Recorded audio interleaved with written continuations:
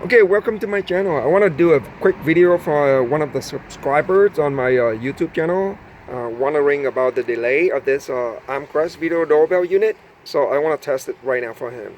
Okay, press.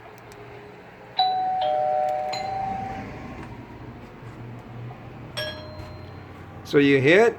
I think it would be about 2 or 3 seconds of the delay.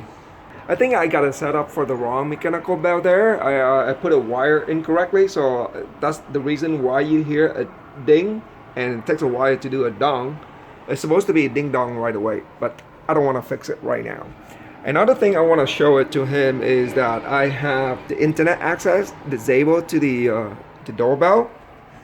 I want to show it here. This is my app on my phone here that I usually use. So I want to show you that I still got internet access. I can still play some YouTube videos there, right? But if I go to my app, the Amcrest smart home app here, that is shown the device is offline.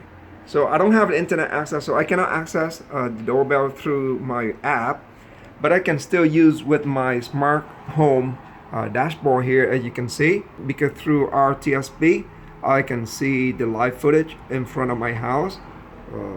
There. Right? And it can also do you see the little tiny person there? That's for motion detection, okay? So if I have a motion here, so if I move my hand, I got motion, you see the person there will just turn on, right? And I also have the LED panels here that light up when there's motion in front of my door, and it would go away after like a couple of seconds. You see that thing goes away. I also set up the front porch light that turn on itself when at night when there's motion in front of my house. That's how my smart video doorbell that I integrate with the home assistant.